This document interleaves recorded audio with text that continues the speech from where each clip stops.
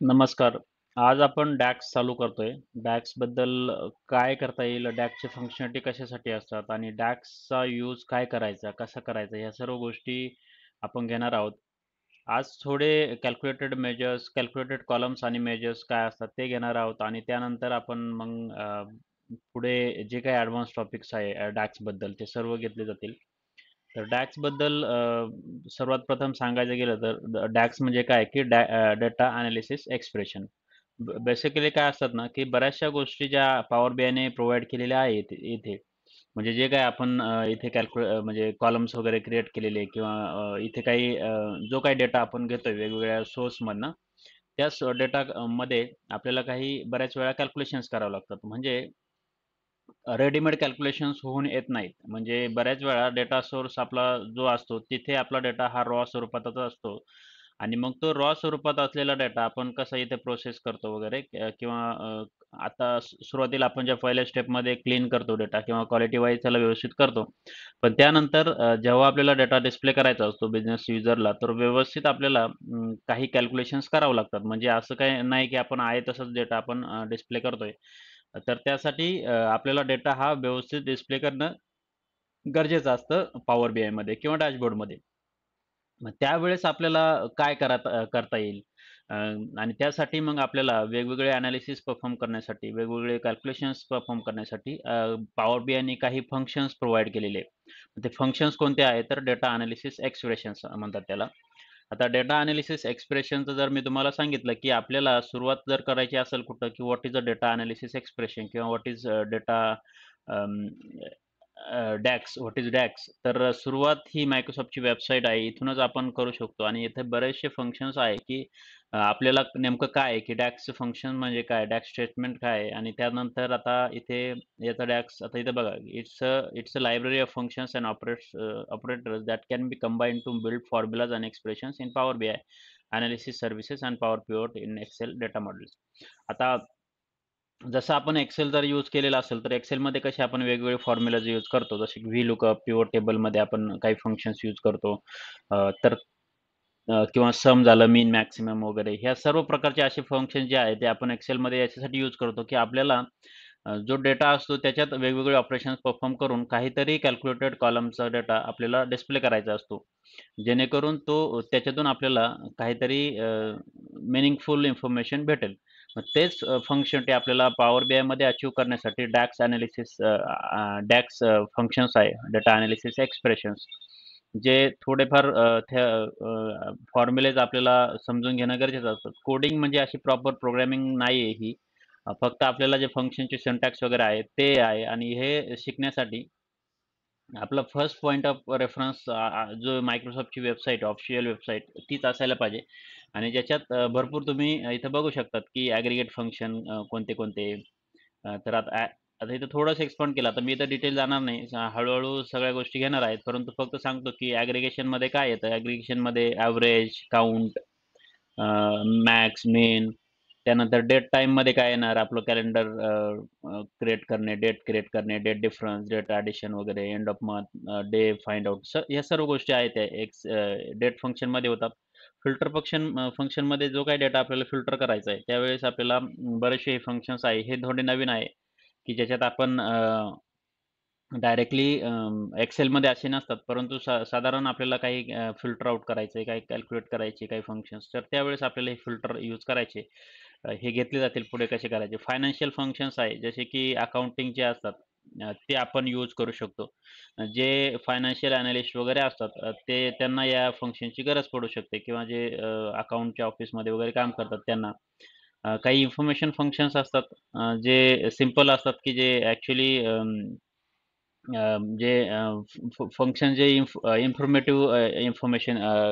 Informative data जे देतील, त्या टाइपचे जे फंक्शन्स असतात, ते इन्फॉर्मेशन असतात. आता याच्यात बघा तुम्ही, की इज एम्प्टी, इज एरर वगैरे असे जे आहेत ते आणि त्याच्यानंतर लॉजिकल फंक्शन्स आहे. मग लॉजिकल फंक्शनमध्ये सर्व आहे. इफ कंडिशन जेव्हा आपण वापरतो, इफ स्टेटमेंट वगैरे, स्विच स्टेटमेंट वगैरे, ट्रू फॉल्स जे बुलियन किंवा बिट ऑर हे सर्व आहेत. हे आता मी फक्त ओव्हरव्ह्यू देतोय. आपण याचे पुढे एक्झाम्पल बघणार आहोत याचे काही.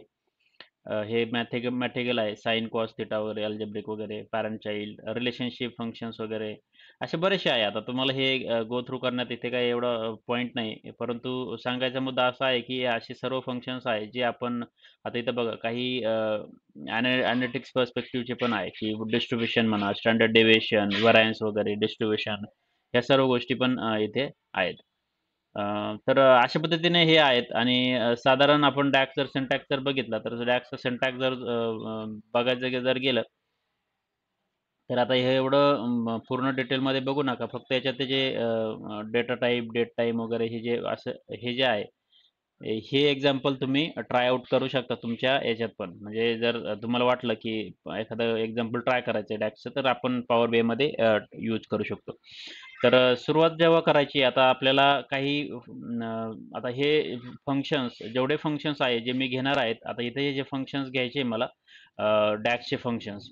त्यासाठी तुम्ही म्हणशाल की काही रेफरन्स आहे का? तर आता हे जे Microsoftच्या वेबसाईटवर मी सांगितलेलं होतं, तेच मी इथं एक्सेलमध्ये ठेवलेलं आहे, की जिथं नेमकं त्यांचा पर्पज काय आहे? टाईम इंटेलिजन्स फंक्शन काय आहे? डेक्स फंक्शन काय आहे? हे थोडंसं दिलेलं आहे. ही लिंक मी ही फाईल मी तुम्हाला शेअर करणार आहे, ज्याच्यात मी प्रत्येकाचं कोणते-कोणते फंक्शन्स आहेत त्याची इन्फॉर्मेशन दिलेली आहे, डिस्क्रिप्शन दिलेलं आहे आणि इथे सिंटॅक्स दिलेला आहे आणि त्याची लिंक तुम्हाला डिटेलमध्ये पाहिजे असेल तर.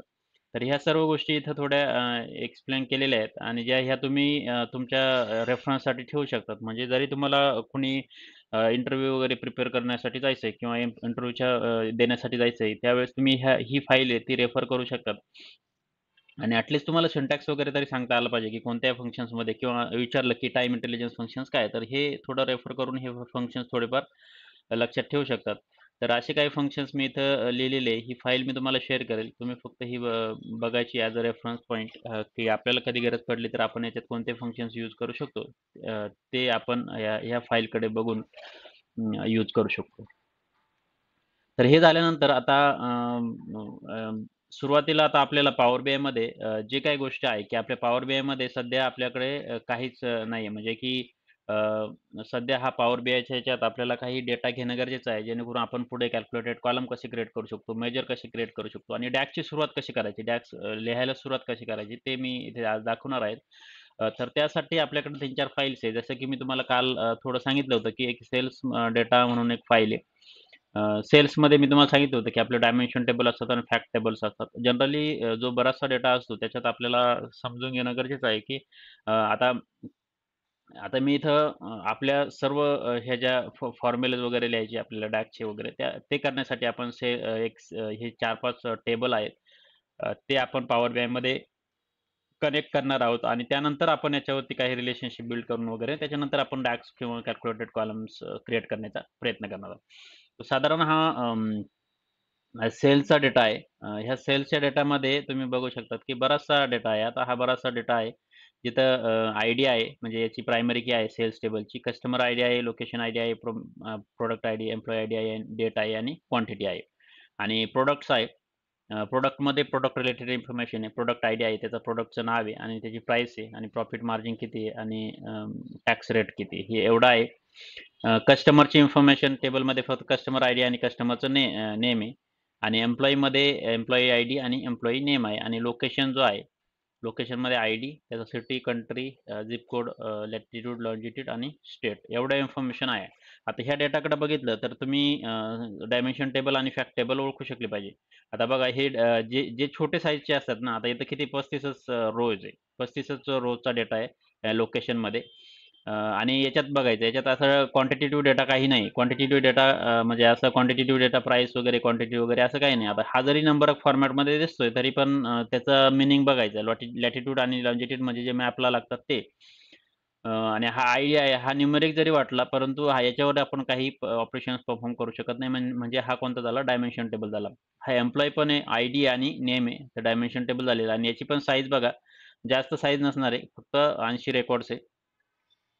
कस्टमरचं इन्फॉर्मेशन आहे. कस्टमरची पण इन्फॉर्मेशन आहे. भरपूर कस्टमर असतील, परंतु कस्टमर आयडी आणि कस्टमर नेम एवढंच आहे. 650 रेकॉर्ड्स आहे. आणि याच्यात जे आहे ते तुम्ही बघू शकतात, की हा प्रॉडक्टची इन्फॉर्मेशन आहे. काही प्रॉडक्ट्स आहे. आता ही जवळपास 80च रेकॉर्ड आहे. याच्यात तुम्ही प्राइस वगैरे आहे, याच्यात पण प्रॉफिट मार्जिन आहे आणि टॅक्स आहे. पण तरी पण याच्यात असं काही ट्रान्झॅक्शनल डिटेल्स इन्फॉर्मेशन स्टोअर होत नाही. ट्रान्झॅक्शनल डिटेल्स इन्फॉर्मेशन काय आहे, की आता हा बघा, हा जवळपास हा सेल्स टेबल आहे. तो किती आहे?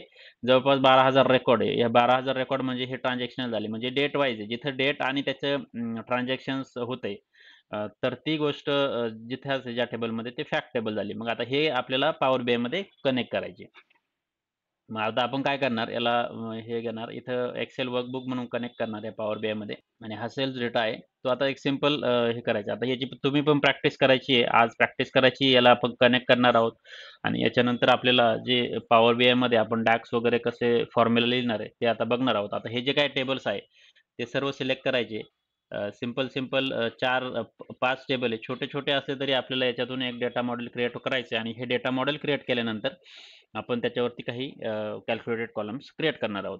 तर याला आता ट्रान्सफॉर्म डेटामध्ये आपल्याला करायचं असेल तर करू शकता. ट्रान्सफॉर्म डेटामध्ये गेलं तर आपण पॉवर क्वेरी एडिटरमध्ये याचं बघू शकतो की याचे डेटा टाईप वगैरे व्यवस्थित आहेत का नाही. आणि त्यानंतर मग आपण बाकीच्या ज्या गोष्टी आहे की रिलेशनशिप वगैरे कशी करायची ते बघूया. तर इथे बघा, हे सर्व डेट आलेलं आहे, क्वांटिटी आहे, याचा डेटा टाईप बघा. डेटा टाईप बघून घ्या फक्त. बाकी सर्व गोष्टी इथे बघा, 1.3 ABC 1.2 1.2. कुठे असा डेटा जो आहे ना की आपला हा डेटा ॲक्च्युली क्लीन डेटा आहे, की याच्यात मी काही ठेवलेलं नाही की काही एरर वगैरे नाही. त्यामुळे हा डेटा एकदम क्लीन आहे. याच्यात काही प्रॉब्लेम नाही. डेटा टाइप वगैरे सर्व सेम आहे. त्याच्यामुळे याच्यात काही क्लिनिंग करण्याची गरज नाही. जर जसा आहे तसा व्यवस्थित आपण घेतोय आणि याला क्लोज अँड अप्लाय करायचंय. आता हा डेटा घेतल्यानंतर म्हणजे आपण डेटाबेसला कनेक्ट केलं आणि डेटाबेसमधून आपण जे काही टेबल्स आहेत ते घेतलेले. आता आपली पुढची स्टेप जी असते ती डेटा मॉडेल क्रिएट करणे किंवा डेटा रिलेशनशिप ज्या असतात त्या बिल्ड करणे. तर ते बिल्ड करण्यासाठी आपण कोणत्या व्ह्यूमध्ये जातो, तर डेटा रिलेशनशिपमध्ये जातो. तर ते बघायचं असेल तर आता इथं हे डेटा रिलेशनशिप व्ह्यू जो आहे तो याच्यावर क्लिक करायचं आहे. इथे क्लिक केल्यानंतर आता ह्या क्लिक केल्यानंतर इथं बघायचं आहे की आपले टेबल्स जे आहे ते ऑलरेडी इथं दिसत आहेत का आता. तर याला मी आता छोटं करतो जरा.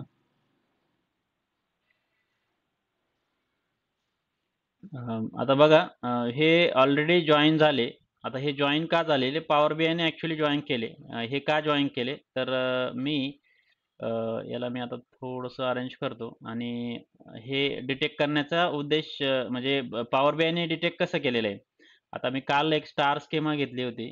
तर पॉवर बीआय इथं ऑप्शन्समध्ये मी सांगितलं होतं तुम्हाला की ऑप्शन्समध्ये हे ऑप्शन एक आहे, जिथे आपण काय करू शकतो की बेसिकली इथे डेटा लोडमध्ये auto detect new relationship after data is loaded आणि import relationship from the data source, हे जे आहे हे अनचेक केलेलं नव्हतं मी. त्याच्यामुळं मग मला हे चेक झालेले आहे. आता तर ठीक आहे, म्हणजे हरकत नाही. परंतु आपल्याला याला मी सेव्ह करून घेतो या प्रोजेक्टला, जेणेकरून first DAX project, first DAX first project. ठीक आहे, हे नाव दिलेलं आहे मी. आणि आता याच्यात आपल्याला बघा, हा डेटा मॉडेल जो आहे ना, याच्यात फक्त जॉइन चेक करायचे. जरी पॉवर बीआयने डिटेक्ट केलेले तरी ते बरोबरच असतील असं काही नाही. मग ते बघण्यासाठी आपल्याला काय करायचंय. आता बघा, कस्टमर आय डी, आता कस्टमर मधून आलेला हा जॉइन आहे. कस्टमर आय डी म्हणजे याच्यावरती क्लिक केलं तर तुम्ही बघू शकता ते की सेल्स टेबलमधून कस्टमर आय डी आणि कस्टमर टेबलमधून कस्टमर आय डी. तर हे बरोबर आहे. कार्डिनॅलिटी पण मेनी टू वन आहे. कारण डायमेन्शन हा कस्टमर टेबल आहे आणि हा फॅक्ट टेबल आहे. त्याच्यामुळं मेनी टू वन ही बरोबर कार्डिनॅलिटी आहे. आणि ओके करायचं आहे. त्याच्यानंतर एम्प्लॉयी आय डी हा बरोबर आहे का? म्हणजे एम्प्लॉयी टेबलमधून एम्प्लॉयी आलेला आहे. एम्प्लॉयी आय डी, सेल्स टेबलमधून एम्प्लॉयी आय डी आणि हा एम्प्लॉयीमध्ये एम्प्लॉयी आय डी. तर हे पण बरोबर आहे. त्यानंतर प्रॉडक्ट आणि प्रॉडक्ट आय डी हे पण बरोबरच असेल. फक्त आपल्याला कसं आहे ना, की जरी पॉवर बीआयने डिटेक्ट केलेलं असतं, तरी आपल्याला चेक करणं गरजेचं आहे. तर हे बरोबर आहे. आता हे बघा, इथे काहीतरी हे काय म्हणतंय, आयडीला कनेक्ट केलंय. आता हे आयडीला बरोबर आहे का? तर बेसिकली हा आयडी बघा, इथं 1, 2, 3 आहे आणि हा आयडी काय आहे, असा मोठा आहे. तर हा आयडी आपल्याला घ्यायचा नाहीये.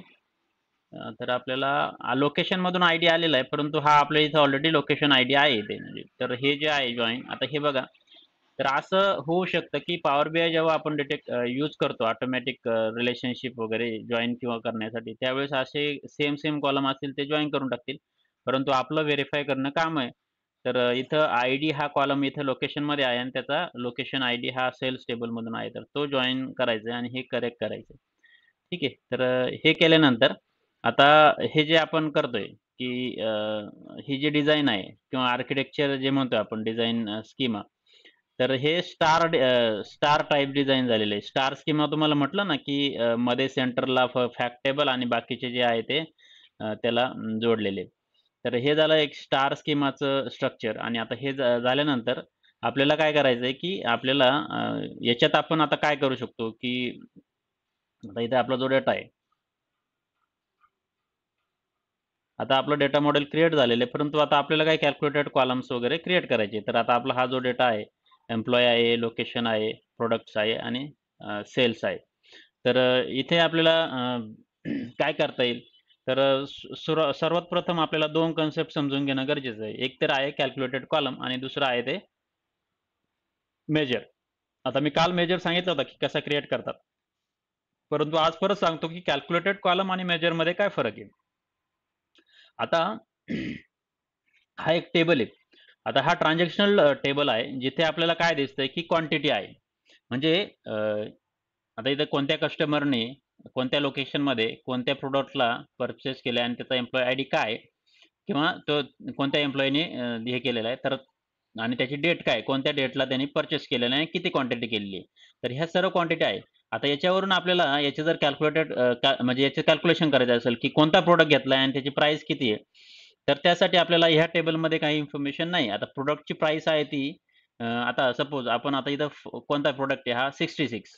66 हा प्रॉडक्ट आहे आणि आता या टेबलमध्ये जर गेलो आपण तर इथे 66 हा प्रॉडक्ट आयडी जर बघितला आपण, तर 66 हा जो आपला आहे तर त्याची प्राईस काय आहे, की प्राईस आहे 3.39. हां, ही प्राईस आहे. मग आपण असं म्हणू शकतो, की ह्या जेव्हा सेल्समध्ये जे रेकॉर्ड्स आहे 66 ला, तर आपल्याला याची प्राईस काढली असेल. एक क्वांटिटी घेतली याने 66 प्रॉडक्टची. आता लेट्स से मी सगळे 66 प्रॉडक्ट्स आहे ते इथं फिल्टर आउट करतो. जेणेकरून आपण थोडंसं कॅल्क्युलेशन करण्यासाठी सोपं जाईल. आता 66 आता इथं काय काय केलेलं आहे 10 क्वांटिटी घेतलेल्या आहे, काहींनी 8 घेतलेल्या आहे. असे बरेचसे काहींनी 1 घेतलेलं आहे. तर याचं कॅल्क्युलेशन जर करायचं असेल, की पर्टिक्युलर ह्या 1 मे 2019ला 10 क्वांटिटी गेली आहे. तर त्याची टोटल प्राईस किती झाली? 10 क्वांटिटी इंटू 3.39 जी प्राईस होती त्या प्रॉडक्टची, ते करून आपल्याला इथं डिस्प्ले करायचं आहे. तर ते कसं करणार? मग त्यासाठी आपल्याला काय करावं लागतात? कॅल्क्युलेटेड कॉलम्स क्रिएट करावे लागतात. आता कॅल्क्युलेटेड कॉलम्स क्रिएट कसे करायचे? तर त्यासाठी आपण काय करतो इथे आता मी हे जे कॉलम दिसतंय याच्यातच आपण इथे एक कॅल्क्युलेटेड न्यू कॉलम क्रिएट करू शकतो. आता इथे बघा राइट क्लिक करायचं आणि न्यू कॉलम म्हणायचंय. इथे एक ऑप्शन आहे. हा व्हिज्युअलायझेशन आहे. इथे पण आपण तो न्यू कॉलम क्रिएट करू शकतो इथे. म्हणजे हा एक ऑप्शन आहे. इथे पण करू शकतो. परत इथे पण हा टेबल सिलेक्ट केल्यानंतर इथे इथे पण आपण न्यू कॉलम सिलेक्ट करतो. त्या पर्टिक्युलर टेबलमध्ये नवीन कॉलम क्रिएट होईल. तर आता मी याच्यावर राइट क्लिक करून एक नवीन कॉलम क्रिएट करतो आणि नवीन कॉलम क्रिएट करतो जेव्हा आपण, तेव्हा आपल्याला आता DAX फॉर्म्युला लिहिणं गरजेचं असतं. आता DAX फॉर्म्युला लिहिताना सर्वात पहिली प्रथम गोष्ट लक्षात घ्यायची, की DAXचा जो फॉर्म्युला आहे, त्याला काहीतरी नाव देणं गरजेचं असतं. मग आपण इथं म्हणू शकतो, की इथे प्राईस म्हणून आपण जी प्रॉडक्टची प्राईस आहे, की टोटल आपली प्राईस किती आलेली ती आपल्याला काढायची आहे किंवा ह्या पर्टिक्युलर प्रॉडक्ट आयडीची म्हणजे दुसऱ्या प्रॉडक्टमध्ये किती प्राईस आहे, दुसऱ्या प्रॉडक्ट टेबलमध्ये किती प्राईस आहे त्या पर्टिक्युलर प्रॉडक्ट आयडीची, ती इथे आपल्याला डिस्प्ले करायची. तर ती कशी करणार? जर आपण असं म्हटलं, की मला प्राईस असं जर म्हटलं आणि हे जे आहे प्रॉडक्ट्स जो अ, आता हा डायरेक्टली घ्यायला गेलो, की आपल्याला इथं काय आहे, की ही प्राईसचा कॉलम आहे. जर आपण असं टाइप करायला गेलो, की मला ह्या प्राईसचं जे आहे, ते मला पाहिजे. तर ते डायरेक्टली भेटणार नाही. म्हणजे जर मी याला म्हटलं, की प्राईस आता हे फंक्शन आहे प्राईस, पण हे नाही यूज करायचं. पण मला हा जो कॉलम आहे, मी इथे या टेबलमध्ये सेल्स टेबलमध्ये डायरेक्टली घेऊ शकतो का? तर नाही. त्यासाठी आपल्याला एक रिलेटेड म्हणून फंक्शन असतं. ते माहिती असणं गरजेचं आहे. रिलेटेड म्हणजे काय करतो एका टेबलमधून दुसऱ्या टेबलचा जे कॉलम आहे त्याचा ॲक्सेस देतो आपल्याला. म्हणजे आता रिलेटेड फंक्शनमध्ये बघा, मी जेव्हा रिलेटेड आता मी असं टाईप करतोय की प्राइस जर टाईप केलं तर मला फक्त प्राइसचे जे फंक्शन्स आहे ॲक्चुअल फंक्शन्स दिसतायत. परंतु हे पर्टिक्युलर कॉलम कोणतेच दिसत नाही. जे इथं आहे ते हा प्राइस कॉलम दिसत नाही. तर तो कसा घ्यायचा? तर त्यासाठी रिलेटेड फंक्शन आहे. रिलेटेड फंक्शन काय करतं, की रिलेटेड फंक्शन ह्या टेबलमधल्या ह्या कोणत्या टेबलमधल्या दुसऱ्या टेबलमधला कॉलम आपण ॲक्सेस करू शकतो किंवा यूज करू शकतो. मग असं ब्रॅकेट दिलं, तर आता बघा सर्व टेबल दिसताय. कस्टमर टेबल दिसतोय, एम्प्लॉयी टेबल दिसतोय, लोकेशन टेबल दिसतोय, प्रॉडक्ट टेबल दिसतोय. हे सर्व टेबल दिसताय. हे कुठे दिसतायत? ह्या टेबलमध्ये, सेल्स टेबलमध्ये. मग याला मी आता काय करू शकतो, की ही प्राइस आहे. ते सिलेक्ट करू शकतो. जी प्रॉडक्टची प्राइस, प्रॉडक्ट टेबल हे जे आहे प्रॉडक्टचं त्याची प्राइस इथे मी डिस्प्ले करतोय आणि याला मी असं एंटर केलं. तर आता बघायचं आहे, की आता आपली 66 या प्रॉडक्टची प्राइस 3.39 येते इथे. ही बरोबर आहे का? हे जाऊन चेक जर करायचं असेल आपण, तर लेट्स से 66 आता तुम्हाला मी दाखवलं होतं 66 जो आहे तो त्याची जी प्राइस आहे ती किती आहे 3.39. तर सेम आपली इथे या टेबलमध्ये आली का? तर आलेली आहे बघा इथे. तर अशा पद्धतीने आपण 2 टेबल रेफरन्स करू शकतो. आता हे का दाखवतं इथं बरोबर? जर जर हे जे टेबल्स आहे, दोन्ही टेबल्स एकमेकाला इथं जॉइन नसते, तर हे दाखवलं नसतं. म्हणजे लेट्स से मी आता हा डिलीट केला आणि हा जॉइन डिलीट केला आणि इथं जर बघायला गेलो, तर हा कॉलम इथे व्हॅल्यू देऊ शकत नाही. कारण की त्याचा रेफरन्स त्याला लागणार नाही. कारण की त्याला कळत नाही ना, की कोणत्या याच्यावरती जॉइन करायचं. परंतु आता इथे प्रॉडक्ट आयडीवरती आपण जॉइन केलेले हे दोन्ही टेबल सेल्स आणि प्रॉडक्ट्स त्यामुळे हे बरोबर येतंय. तर अशा पद्धतीने आपण हे रिलेटेड फंक्शन यूज करू शकतो आणि रिलेटेड फंक्शनने आपण दुसऱ्या कोणत्याही टेबलच्या कॉलमला आपण ॲक्सेस करू शकतो आणि तो आपण डिस्प्ले करू शकतो. तर हे झालं कॅल्क्युलेटेड कॉलम. आता हा सिंपल तुम्हाला कॅल्क्युलेटेड कॉलम याच्यात मी काही कॅल्क्युलेशन केलेलं नाही. परंतु मी एक नवीन कॉलम क्रिएट केला आणि त्या कॉलमला मी काय केलंय, की आपण दुसऱ्या टेबलमधून त्याची पर्टिक्युलर प्राइस आपण इथं रिट्रीव्ह केलेली आहे. आता हा कॅल्क्युलेटेड कॉलम क्रिएट केल्यानंतर आपण काय करू शकतो, की याच्यात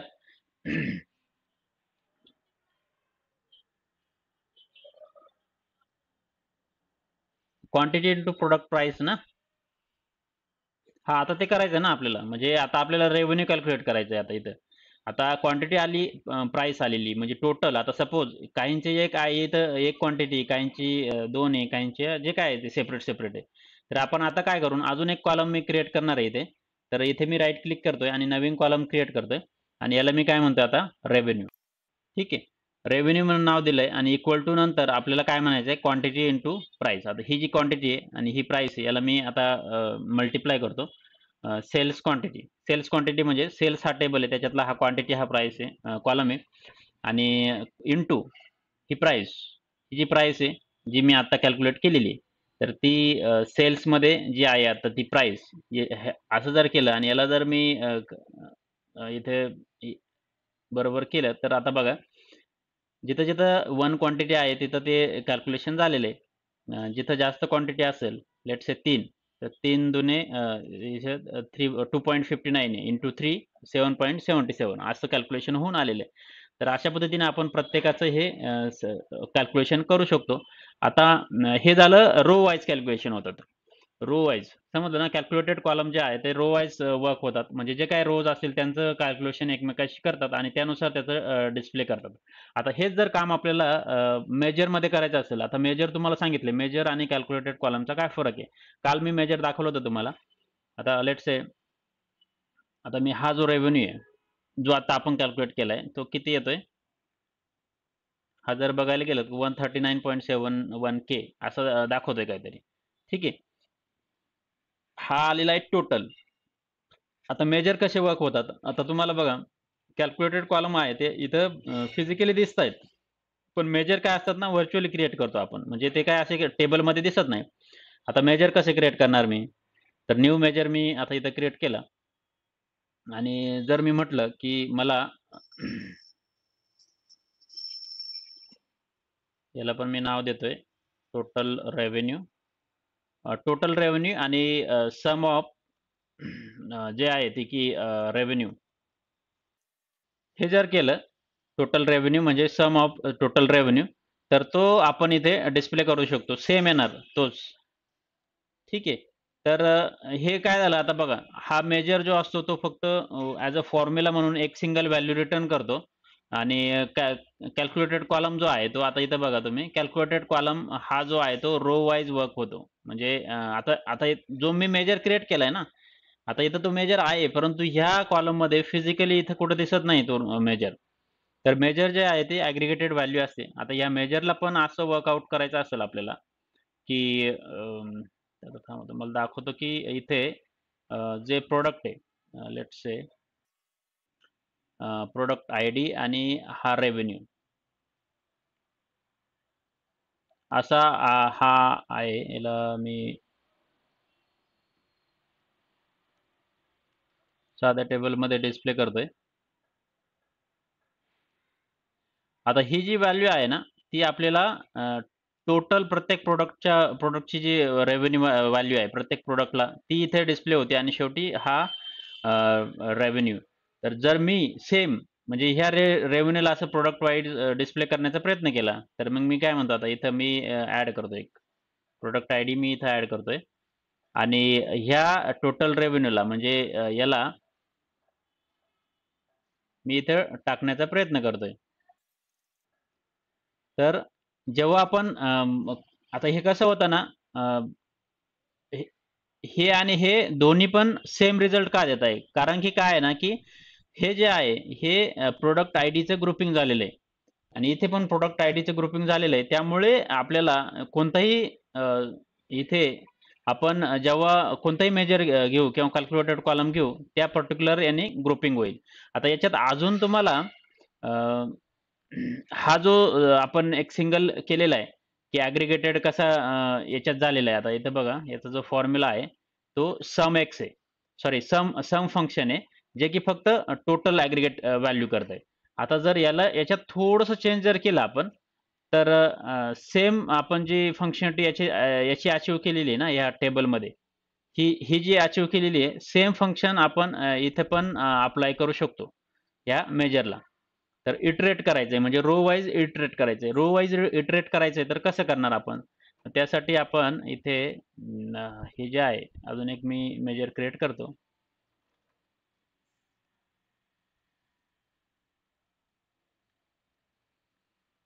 आणि याला मी म्हणतो total revenue new.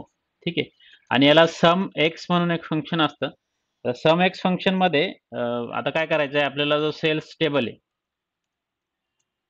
Cells table म्हणजे कोणता? आपला जो हा टेबल आहे याच्यात आणि याच्यात मला पूर्ण रो वाईज इटरेट करायचंय. तर ते आपण इथे करू शकतो. म्हणजे इथे जे फॉर्म्युला आपण इथे अप्लाय केलाय ना, जो काय तो प्राइस इंटू क्वांटिटी हा जर केला तर तरी पण आपला हा जो रिझल्ट आहे तो सेम येईल. म्हणजे तुम्हाला मी दाखवतो आता इथे बघा. म्हणजे सांगायचा मुद्दा असा आहे, की हे जे काम आपण इथे करतोय, म्हणजे जे टेबलमध्ये इथे दिसतंय, हा जो फॉर्म्युला आहे, सेम फॉर्म्युला आपण मेजरमध्ये पण क्रिएट करू शकतो आणि कधी वाटलं आपल्याला, की आपल्याला एक ॲडिशनल कॉलम इथे डिस्प्ले नाही करायचा. फक्त आपल्याला त्याचं कॅल्क्युलेशन करायचंय, तर डायरेक्टली आपण हा जो फॉर्म्युला आहे, तो आपण यूज करून सम एक्स काय करतं, एक्स म्हणजे काय इटरेट करायचं काम करतं. इटरेट सेल्स टेबलमध्ये इटरेट करणार रो वाईज आणि त्याची प्राइस आणि क्वांटिटी हे 2 कॉलम आहे ना, त्यांचं मल्टिप्लिकेशन करून शेवटी आपल्याला हा रिझल्ट देऊ शकतं. तर हे पण आपण करू शकतो. आता याचा यूज कधी करायचा आणि का करायचा? तर कधी-कधी काय असतं ना, की हे जे टेबल असतात, याच्यात भरपूर सारे कॉलम्स असतात. जर आणि भरपूर सारे कॉलम असतात आणि अजून एक कॅल्क्युलेटेड आपण कॉलम इथे ॲड केला, तर तो परत अजून तेवढी जागा घेतो आणि जर याच्यात लाखोने रेकॉर्ड असतील, तर हा टेबल पूर्ण लोड व्हायला परत वेळ जातो आणि ते कॅल्क्युलेशन होता वेळ जातो. मग हे आपल्याला फिजिकली रिसोर्सेस किंवा परफॉर्मन्स वाचवण्यासाठी आपण काय करू शकतो, की हे जे असे ना छोटे फॉर्म्युला डायरेक्ट आपण इथे लिहू शकतो विथ सम एक्स आणि त्या पर्टिक्युलर टेबलमध्ये आणि इंटरनली हे होणार. परंतु रेंडर नाही होत ना. म्हणजे रेंडर म्हणजे काय, की जे काय आहे ते आता इथं कॅल्क्युलेट झाल्यानंतर इथं रेंडर रेंडर पण होतंय. रेंडर म्हणजे काय करतंय? डिस्प्ले करतंय. तर याच्यात वेळ जाऊ शकतो. तर हे वाचवण्यासाठी आपण डायरेक्टली असे काही कॅल्क्युलेशन्स करू शकतो. जिथं हे सम एक्स फंक्शन आपण यूज करू शकतो. तर आता हे एक हां,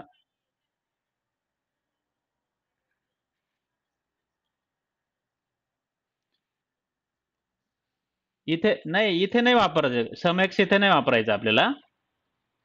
इथे नाही वापरायचं. हा जो कॉलम तयार झालाय ना इथं, म्हणजे आपण एक आपला एक्झिस्टिंग टेबल आहे. ॲडिशनल एक कॉलम क्रिएट झालाय. बरोबर? तो फिजिकली ह्या टेबलमध्ये स्टोअर झालेला आहे. म्हणजे फिजिकली. आणि हा जो आपण इथे केला, हा जो आपण केलाय हा टोटल रेव्हेन्यूचा, हा काय कुठं तुम्हाला दिसणार नाही. हा टोटल रेव्हेन्यू न्यू हा काय कॉलम इथं तुम्हाला कुठेच दिसणार नाही. या टेबलमध्ये झालेला आहे का? तर नाही झालेला. फक्त तो ॲज अ मेजर म्हणून इथे एक फॉर्म्युला म्हणून आहे आणि तो जेव्हा यूज केला जाईल, म्हणजे एक फॉर्म्युला इथं बिल्ड करून ठेवलाय आणि लेट्स से आपल्याला कुठेतरी तो यूज करायचा आहे. त्यावेळेसच हां, हां. हो, हो, हो. हो, हो. कॅल्क्युलेटेड कॉलममध्ये नाही. आता नॉर्मल सम वापरला तर आपल्याला तसं अशी व्हॅल्यू येणार नाही किंवा हे कॅल्क्युलेशन आपण करू शकत नाही डायरेक्टली. परंतु हे जे आहे की सम एक्स जर वापरलं तर आपल्याला त्या पूर्ण टेबलला इटरेट करू शकतो आपण आणि डायरेक्टली कॅल्क्युलेट इथे करू शकतो. आणि इथे जे आहे ह्या कॅल्क्युलेटेड कॉलममध्ये बेसिकली आपण सेपरेट प्रत्येक रोला वन बाय वन कॅल्क्युलेट करून आपण इथे डिस्प्ले करतो. तर म्हणजे फक्त सांगायचा मुद्दा असा आहे की इथं हे जे आहे हे टाइम कन्झ्युमिंग काम आहे. बेसिकली इथे आपल्याला दरवेळेस आपण हा टेबल जेव्हा कुठे लोड होईल त्यावेळेस हे कॅल्क्युलेशन होत राहणार आणि हे कॅल्क्युलेशन इथं डिस्प्ले होणार. एखादा जरी डेटा वगैरे ॲड होऊन आला याच्यात एखाद्या म्हणजे काही रोज अपडेट झाली या टेबलमध्ये तर परत हे कॅल्क्युलेशन होत राहणार. मग त्याने काय होणार ना की पॉवर बीआयला जे काय कॅल्क्युलेशन करायला त्याला वेळ जाऊ शकतो आणि ते कॅल्क्युलेशन करून परत इथे हा कॉलमची व्हॅल्यू डिस्प्ले करायची याच्यात पण वेळ जातो. तर ते परफॉर्मन्स इम्पॅक्ट होऊ शकतो. आपला खूप सारे टेबल्स असतील तर असे हे कॅल्क्युलेटेड कॉलम्स अव्हॉइड करायला पाहिजे. कारण की सेम फंक्शनॅलिटी आपण याच्या थ्रू पण यूज करू शकतो. सम एक्स आणि हे सम एक्सने काय होतं, की जी काही फंक्शनॅलिटी आहे तिथं, तेच इथं आपल्याला रिझल्ट भेटणार आहे. आणि फक्त कसं होतं ना, की आपण जर हा फॉर्म्युला क्रिएट करून ठेवलाय, परंतु यूज नाही केला तरी काही प्रॉब्लेम नाही. हे काही कॅल्क्युलेशन होणार नाही. परंतु आपण लेट्स से क्रिएट करून ठेवलेला आहे आणि जेव्हा आपण इथं कुठे डिस्प्ले करू, जसं मी इथे डिस्प्ले करू, त्यावेळेस त्याचं कॅल्क्युलेशन होऊन इथे डिस्प्ले होईल. म्हणजे एवढा काही वेळ जाणार नाही असं आहे ते. तर त्यासाठी आपण हे कॅल्क्युलेट मेजर यूज केलेले बेटर असतात. जेव्हा आपल्याला काही गरज पडत नाही तिकडे ते कॅल्क्युलेटेड कॉलमची त्यावेळेस. ठीक आहे. तर हे एक सिंपल गोष्ट आहे जी कॅल्क्युलेटेड कॉलम्स आणि मेजर्स. तर म्हणजे आजच्या ज्या याच्यात 2 कन्सेप्ट सांगायच्या होत्या मला, की टोटल म्हणजे आपण जे काही मेजर क्रिएट केले आणि एक कॉलम क्रिएट केला. तर ह्या 2 कन्सेप्ट लक्षात राहू द्या. कॅल्क्युलेटेड कॉलम काय आहे आणि मेजर काय आहे? कॅल्क्युलेटेड कॉलम काय करतं, की ॲक्चुअल आपलं जे काय आहे ते कॉलम्सवरती कॅल्क्युलेट करून काही ऑपरेशन परफॉर्म करून मॅथेमॅटिकल म्हणा, काही स्टॅटिस्टिकल म्हणा, डेट टाईम रिलेटेड वगैरे जे काय आहे ते ऑपरेशन्स परफॉर्म करून एक नवीन कॉलम क्रिएट करतं, फिजिकल कॉलम क्रिएट करतं. मेजर जे आहे ते मेजर एक सिंगल रिटर्न व्हॅल्यू आपल्याला भेटू शकते. जी प्रॉपरली आपण डायरेक्टली यूज करू शकतो सम म्हणून इथे आणि त्यात याच्यात आपल्याला म्हणजे सम एक्स जर यूज केलं तर आपण इटरेट पण करू शकतो पूर्ण टेबल आणि त्याचं कॅल्क्युलेशन आपण इथे डिस्प्ले करू शकतो. तर ही गोष्ट तुम्ही आज ट्राय करायची आहे स्वतःहून आणि त्याच्यात आता दुसरं एक कंडिशन आहे, की आता आपल्याला इथे एक अजून वेळ आहे आपला ना? हां. तर आपल्याला कॅलेंडर चे पण काही ऑप्शन्स अवेलेबल आहेत. म्हणजे मी तुम्हाला इथे दाखवलं होतं, की आपले ह्या टाईम इंटेलिजन्स म्हणून फंक्शन जे आहे, याच्यात तुम्हाला भरपूर असे टेबल भेटतील. टाईम इंटेलिजन्स की डेट हां, डेट एंड टाईम फंक्शनमध्ये. डेट एंड टाईम फंक्शन्समध्ये आहे. हे फंक्शन्स काय-काय करतात ते तुम्ही बघायचे आणि स्वतःहून ट्राय करण्याचा प्रयत्न करायचा. आता मी तुम्हाला एक डेट रिलेटेड आपला डेट भरपूर इम्पोर्टंट कन्सेप्ट असते याच्यात. हे जे आहे ना, हां. तर इथे टेबल जो आहे आपल्याला इथं आता डेट रिलेटेड आपलं काही इन्फॉर्मेशन नाही. परंतु इथं हा सेल्स टेबल जर बघितला, तर याच्यात काही डेट्स आहे. मग ह्या डेट्सच्या वरती काही ऑपरेशन्स परफॉर्म करायचे असेल, तर ते पण आपण करू शकतो आणि त्यासाठी मग आपण इथं आता हे टेबल्स आहे. तर इथे एखादा नवीन टेबल आपण क्रिएट करू शकतो. लेट्स से मी एक टेबल क्रिएट करतोय आणि डेटचं टेबल क्रिएट करतो. कारण बऱ्याच वेळा आपल्याला डेट्सवरती ऑपरेशन्स करायचे असतात. आणि हा डेट्स टेबल मी म्हणतोय त्याला, जास्त असं एक नाव देतोय आणि इथे कॅलेंडर रिलेटेड इन्फॉर्मेशन आहे. आता कॅलेंडर ऑटो म्हणून मी करतोय. आता याच्यात काहीच करत नाही. फंक्शन्स मी पॅरामीटर आपण वेगवेगळे देऊ शकतो. तर ते करायचे असेल तर आता बघा इथे एक नवीन टेबल क्रिएट झालेला आहे आणि जर मी इथं याला डिस्प्ले करण्याचा प्रयत्न केला,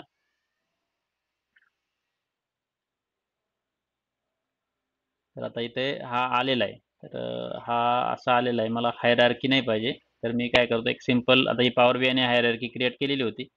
तर मी याला काय करतो, एक सिंपल इथे आता बघा, हा एक टेबल क्रिएट झालेला आहे.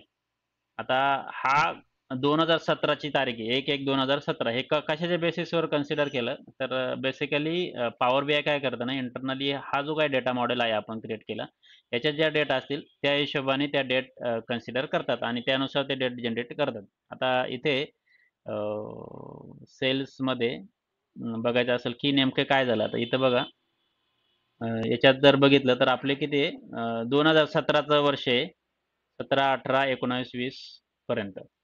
आणि हेच जर बघितलं त्याच्यामुळं त्यांनी काय केलंय ते इंटरनली ह्या ज्या डेट्स आहे त्या 2017 पासून स्टार्ट केलेल्या आहे. 1 जानेवारी 2017 आणि त्यानंतर 18, 19 असे 3 वर्षाचं ॲक्चुअली कॅलेंडर क्रिएट केलेलं आहे. जे काय आहे ते म्हणजे त्या पर्टिक्युलर मॉडेलवरती. तर असं ह्या डेट्स आपण क्रिएट करू शकतो. याच्यात दुसऱ्या काही ऑप्शन्स आहे. आता याच्यात जर मी 3 म्हटलं आणि याला हे चेंज केलं तर बेसिकली चेंज काय झालंय तर 1 मार्चच्या ऐवजी फक्त 4 पासून 1 एप्रिल पासून स्टार्ट झालेल्या आहे हे गोष्टी. तर याच्यात फक्त 1 महिना चेंज होतोय.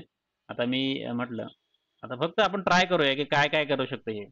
जर 4 दिलं तर त्याच्या पुढचा जो महिना आहे, तो 5वा महिना त्यापासून हे स्टार्ट करतं. तर अशा पद्धतीने आपण हे करू शकतो. अजून काही टेबल्स क्रिएट करू शकतो. जसे की नवीन जर टेबल क्रिएट केला, तर एक कॅलेंडर म्हणजे आता इथे आता अजून एखादा टेबल जर मी क्रिएट केला